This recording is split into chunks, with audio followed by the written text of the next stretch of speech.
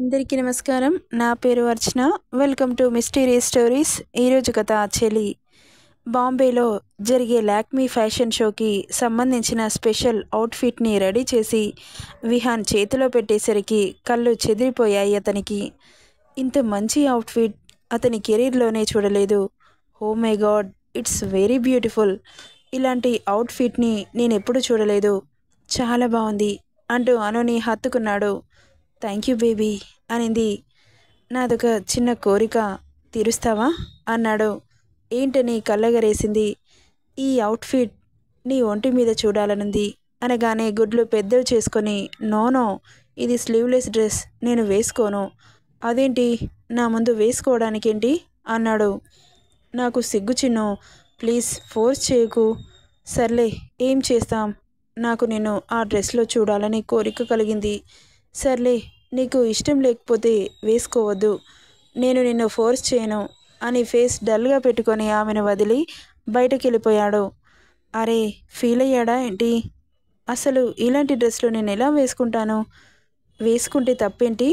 నీ భర్త ముందు మాత్రమే వేసుకుంటున్నావుగా, చూసే హక్కు అతనికి లేదా అని ఇన్నర్ సోల్ వినిపించగానే ఇక వాళ్ళ ఫస్ట్ నైట్ కాలేదన్న విషయం గుర్తొచ్చింది. కానీ ఎలాగో ఎప్పటికైనా కలిసేదేగా, ఆ డ్రెస్లో చూస్తే తప్పేంటి అనుకుంటూ ఉంది.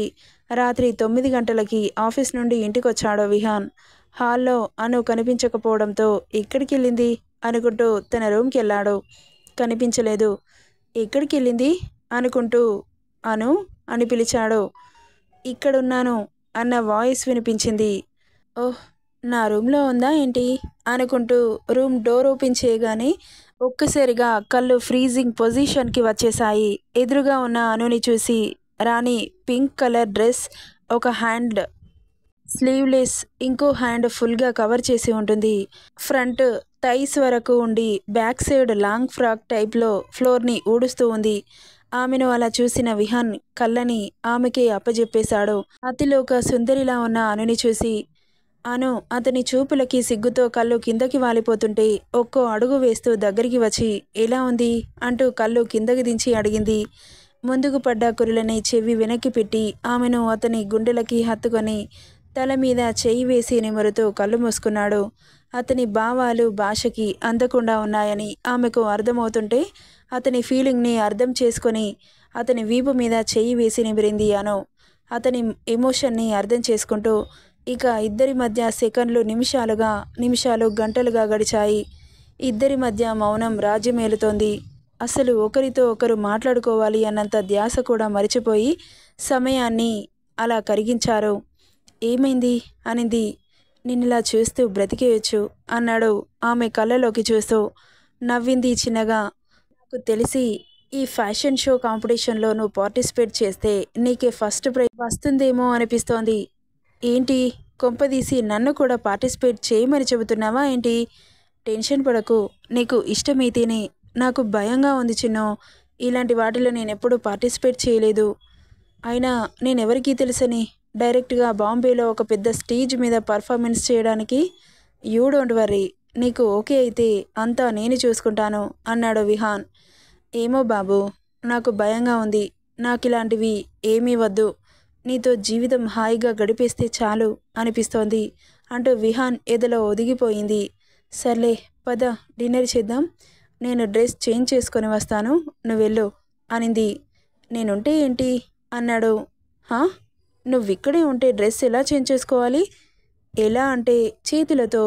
నేను చేయాలా అంటూ దగ్గరికి వస్తుంటే నోరు తెరుచుకొని చూస్తూ, ఏంటి, నువ్వు చేంజ్ చేస్తావా? వద్దు బాబు, నాకు సిగ్గు, నువ్వెళ్ళు, నేను వస్తాను అంటూ అతన్ని బయటకు నెట్టి డోర్ వేసుకుంది. నవ్వుతూ అక్క నుండి కిందకెళ్ళిపోతే అను డ్రెస్ చేంజ్ చేసుకొని కిందకెళ్ళింది. ఇద్దరు మాట్లాడుకుంటూ తినేశారు. థ్యాంక్ యూ బుజ్జి, నిజంగా నా కోరిక నెరవేరదేమో అనుకున్నా, బట్ సో హ్యాపీ. నేను ఆ డ్రెస్లో చూసి ఫుల్ ఫిదా అయిపోయా అంటుంటే సిగ్గుతో ముడుచుకుపోయింది. ఇక సతీ సమేతంగా బాంబేకి ప్రయాణమయ్యాడు విహాన్. తమరి హీరోయిన్ ఎక్కడ బాబు అని అడిగింది. ఇదిగో ఇక్కడ అంటూ చూపించాడు అనుని. నేను కాదు, మోడల్ సారా అనింది. తను నాతో పాటు ఎందుకు వస్తుంది? ఆల్రెడీ బాంబేకి వెళ్ళిపోయి ఉంటుంది. అదేంటి, నీ కంపెనీ తరపు నుండి తను పార్టిసిపేట్ చేస్తుంది కదా? చేస్తుంది కానీ తను ఆల్రెడీ వెళ్ళిపోయింది. వాళ్ళు ముందే అక్కడికి చేరుకోవాలి. కొన్ని ఇన్స్ట్రక్షన్స్ ఇస్తారు. వాటిని ఫాలో అవ్వడానికి ముందే వెళ్తారు. సరే కానీ తమరు ఇప్పటి వరకు ఎవరితోనైనా రిలేషన్లో ఉన్నారా అని అడిగింది అను. ఉన్నాను అనుకుంటున్నావా, లేను అనుకుంటున్నావా? ఏమో నాకేం తెలుసు అంటూ ఫేస్ తిప్పేసుకుంది. ఇప్పుడు చెప్పు అంటూ ఆమె బుగ్గలు పట్టి అతని వైపుకు తిప్పుకొని ఆమె కళ్ళలోకి చూస్తూ అడిగాడు. నాకు తెలిసి లేదు అనుకుంటున్నాను. Very good. నిన్ను మనసులో పెట్టుకొని వేరే వాళ్ళని ఎలా చూస్తాను అంటుంటే హో సో క్యూట్ అంటూ జుట్టు చెరిపింది. నవ్వాడు చిన్నగా. ఇక ఫ్లైట్ బాంబేలో ల్యాండ్ అవ్వడంతో వాళ్ళని పిక్ చేసుకోవడానికి కంపెనీ తరపు నుండి కార్ వచ్చింది. ఇద్దరు కార్లో హోటల్కి బయలుదేరారు. ఫ్రెష్ అయ్యి కాసేపు రెస్ట్ తీసుకొని నైట్ ఫ్యాషన్ షో ప్రోగ్రాం ఉండడంతో రెడీ అయి బయలుదేరారు. అంతలో విహాన్ మొబైల్ మోగుతూ ఉంది. ఎవరని చూసినా అతనికి సారా అని స్క్రోల్ అవుతుంటే కాల్ లిఫ్ట్ చేసి ఆన్ ది వే అన్నాడు. అది కాదు విహాన్, నీతో ముఖ్యమైన విషయం చెప్పాలి. ఏమైంది అన్నాడు కాస్త కంగారుగా. నేను హోటల్ నుండి బయలుదేరుతుండగా చిన్న యాక్సిడెంట్ అయింది. నా కాలు బెనికి హాస్పిటల్లో జాయిన్ అయ్యాను. వాట్ అంటూ టాప్ లేచిపోయేలా అరిచాడు. మరిప్పుడు ఎలా? అదే నాకు అర్థం కావట్లేదు. Please Vihan, try to understand అంటూ కాల్ కట్ చేసింది సారా. డామ్ ఇట్ అంటూ పిడికిలి బిగించాడు. ఏమైంది చిన్ను, ఎందుకంత ఫ్రస్ట్రేట్ అవుతున్నావు? సారా హ్యాండ్ ఇచ్చింది. వాట్? ఎందుకు? తనకి వచ్చే దారిలో యాక్సిడెంట్ అయిందంట. కాలు బెనికి హాస్పిటల్లో అడ్మిట్ అయ్యానని చెప్పింది. మరిప్పుడు ఎలా? అదే నాకు అర్థం కావట్లేదు. ఇప్పటికిప్పుడు ఎవరిని మేనేజ్ చేయాలో అంటూ ఉండగానే కారు ఆగింది. అనుని తీసుకొని ప్రోగ్రాం జరిగే ప్లేస్కి తీసుకెళ్లాడు. మైండ్ అంతా బ్లాంక్గా ఉంది విహాన్కి. ఇప్పుడు స్పాన్సర్స్తో నేనేం మాట్లాడాలి, నాకేం అర్థం కావట్లేదు అని తల పట్టుకొని కూర్చున్నాడు. విహాన్ రావడంతో స్పాన్సర్స్ అతని దగ్గరికి కలవడానికి వస్తుంటే చేతులు నలుపుకుంటూ బుర్ర పనిచేయక బ్లాంక్ ఫేస్తో చూస్తున్నాడు. అనుకి చాలా బాధ అనిపిస్తోంది. ఏం చేయాలో అర్థం కావట్లేదు. హాయ్ విహాన్, మీరేంటి ఇంత లేటుగా వచ్చారు అంటుంటే చిన్నగా స్మైల్ ఇచ్చాడు. మీ కంటెస్టెంట్ ఎక్కడా? ఆన్ ది వే అన్నాడు. ఓకే అంటూ అందరూ జడ్జెస్ ఎవరు ప్లేస్లో వారు కూర్చుంటే విహాన్ కూడా అతని చైర్లో కూర్చున్నాడు. అనుకి అర్థం కావట్లేదు ఏం చేయాలో. నా భర్త పరువు పోకూడదు, దేవుడా ఎలాగైనా నువ్వే కాపాడాలి అని మొక్కుకుంటూ ఉంది. హోస్ట్ ఒక్కొక్కరిని ఇన్వైట్ చేయడంతో వస్తున్నారు, ర్యాంప్ వాక్ చేస్తున్నారు, వెళ్తున్నారు. చివరగా సారా నేమ్ పిలవడంతో చాలా టెన్షన్ అనిపిస్తోంది. అసలు ఏం చేయాలో అర్థం కావట్లేదు. ఏమైంది విహాన్, సారా ఇంకా రావట్లేదు అని అడుగుతున్నారు. Miss Sara please come on to the dais అని చివరిసారి పిలిచి ఈసారి తను రాకపోతే లిస్ట్లో నుండి తన పేరు తీసేయాల్సి వస్తుంది అని చెప్పగానే స్పాన్సర్స్ విహాన్ మీదికి ఫైర్ అవుతున్నారు. విహాన్, అసలు తన మీద ఎన్ని ఆశలు పెట్టుకున్నాం, ఇలా నీరు గరుస్తావని అనుకోలేదు. కొన్ని లక్షలు ఖర్చు పెట్టాం. మీ పద్ధతి మాకు ఏం నచ్చలేదు. మీరు ఇలా చేస్తారని తెలిస్తే మిమ్మల్ని నమ్మేవాళ్ళం కాదు అంటూ అరిచి అక్కడి నుండి వెళ్ళిపోతుంటే అప్పుడొచ్చింది స్టేజ్ మీదకి. Sky blue colour full hands డ్రెస్తో డైమండ్ స్టోన్స్తో ఫుల్ వర్క్ లాంగ్ ఫ్రాక్, చాలా కలర్ఫుల్గా, దానికి తగ్గ డైమండ్ నెక్ సెట్, రింగ్ ఫింగర్కి డైమండ్ రింగ్, కాళ్ళకి బ్లూ కలర్ హిల్స్, హెయిర్ని చేతితో వెనక్కి నెడుతూ అలా హంసలాంటి నడకతో స్టైల్గా, యాటిట్యూడ్గా, కళ్ళల్లో కాన్ఫిడెంట్తో చేపలాంటి కళ్ళని షార్పుగా చూస్తూ అలా నడుచుకుంటూ వస్తుంటే ఒక్కసారిగా అందరూ ఫ్రీజ్ అయిపోయారు. విహాన్కైతే బుర్ర పనిచేయలేదు కాసేపు. చుట్టూ మీడియా మొత్తం తనని ఫోకస్ చేస్తూ ఫొటోస్ తీస్తూ ఆమె మీదే కాన్సన్ట్రేట్ చేస్తున్నారు.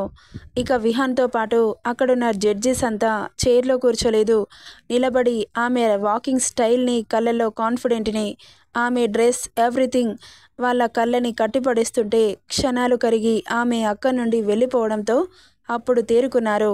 అక్కడున్న వాళ్ళంతా. అక్కడంతా కుర్రాళ్ళ అరుపులతో మోత మోగిపోయింది. అందరూ వచ్చి స్టేజ్ మీద వరుసగా నిలబడ్డారు. మన అన్విక బేబీ మాత్రం సెంటర్ ఆఫ్ అట్రాక్షన్గా అందరినీ ఆకట్టుకుంది. అన్విక వేసుకున్న అవుట్ఫిట్ని తను రెడీ చేసుకుంది.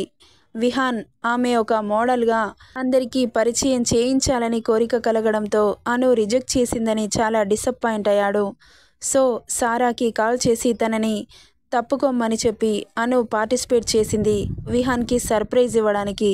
ఇక రిజల్ట్ సమయం రానే వచ్చింది. చాలా టెన్షన్గా ఎదురు చూస్తున్నారు top designer in the show none other then Vihan అని గట్టిగా అరవగానే ఒక్కసారిగా అను ఫేస్లో కొన్ని వేల కాంతులు విరజిమ్మాయి. స్టేజ్ మీదకి వచ్చి అనుని గట్టిగా హత్తుకుంటూ నుదుటి మీద కిస్ చేశాడు. ఒక పెద్ద సెలబ్రిటీ చేతుల మీదుగా బహుమతిని అందుకున్నారిద్దరు. ఇక మైక్ తీసుకొని విహాన్ తన హ్యాపీ మూమెంట్ని అందరితో షేర్ చేసుకున్నాడు. ఇక సముద్రపు అలల చప్పుడు కౌగిట్లో ఉన్న అతని చెలి ఆ రాత్రిని మట్టిలో కూర్చొని ఆ వాతావరణం ఆస్వాదిస్తూ ఒకరి కళ్ళలోకి ఒకరు చూస్తూ అలా ఉండిపోయారు. మధ్యలో ఉన్న కేక్ని అను చేతులతో కట్ చేయించి ఆమె నోట్లో పెట్టి అతని పెదాలతో అందుకున్నాడు. కేక్తో పాటు ఆమె పెదాలని కూడా గాఢంగా ముడేశాడు. ఆ ఇద్దరి ఏకాంతానికి అక్కడ వాతావరణం కూడా తోడై చిరుజల్లులు వాళ్ళకి బహుమతిగా ఇచ్చింది. ఇద్దరి ఒళ్ళు పులకింతకి లోనై ఆమెని అతని 2 చేతుల్లో బంధించి పక్కనే ఉన్న హోటల్కి అడుగులు వేస్తూ పెదవులు వీడి ఆమె కళ్ళలోకి చూస్తూ రూమ్కి తీసుకెళ్లాడు విహాన్. ఇంకొక క్షణం కూడా ఎడబాటుని భరించలేకుండా ఉన్న విహాన్ ఆమె మీద ఉన్న ప్రేమని మనస్ఫూర్తిగా ఇవ్వాలనుకొని అతని చెలిని బెడ్ మీదకి చేర్చి లైట్స్ ఆఫ్ చేసి ఆమె మీదకి చేరిపోయాడు. అను అతని వేళ్లతో ఆమె వేళ్ళని పెనవేసింది. ఆమె కూడా సమ్మతించడంతో పూర్తిగా ఆమెతో ఎన్నో శృంగార పాఠాలు నేర్చుకొని కొత్త కొత్త అనుభూతులని ఆమెకు అందించాడు. ఇద్దరి ప్రేమకి టైం కూడా గంటలుగా కరిగిపోయాయి. ఈ స్టోరీ ఇంతటితో సమాప్తం. ఎలా ఉందో కామెంట్ రూపంలో చెబితే చూసి తరిస్తాను. Thank you for listening.